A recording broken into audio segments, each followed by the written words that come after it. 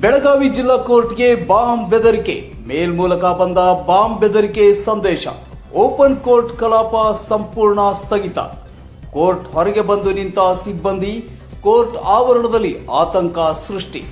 ಸ್ಥಳಕ್ಕೆ ಶ್ವಾನದಳ ಸಿಬ್ಬಂದಿ ಭೇಟಿ, ಕೋರ್ಟ್ ಆವರಣದಲ್ಲಿ ಪರಿಶೀಲನೆ ಕಾರ್ಯ. ಬೆಳಗಾವಿ ಜಿಲ್ಲಾ ಕೋರ್ಟ್ಗೆ ಬಾಂಬ್ ಬೆದರಿಕೆ. ಬೆಳಗಾವಿ ಡಿಸಿಪಿ ನಾರಾಯಣ್ ಬರ್ಮನಿ ಹೇಳಿಕೆ. ಡಿಸ್ಟ್ರಿಕ್ಟ್ ಕೋರ್ಟ್ಗೆ ಬಾಂಬ್ ಕರೆ ಬಂದಿರೋದು ನಿಜ. ಇಮೇಲ್ ಮೂಲಕ ಬಾಂಬ್ ಕರೆ ಬಂದಿದೆ.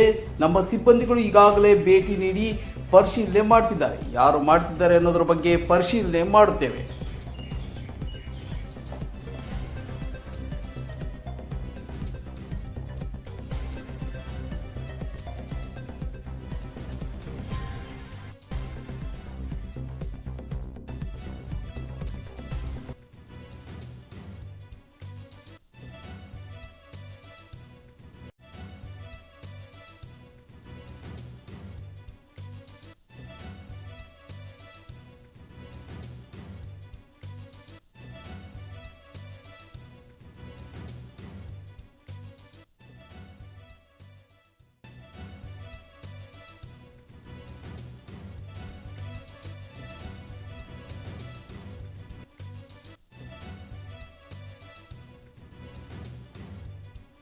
ಇವತ್ತಿನ ದಿವಸ ಇಲ್ಲಿ ಹೋಳಿ ಸಂಭ್ರಮ ಅನ್ನೋದ.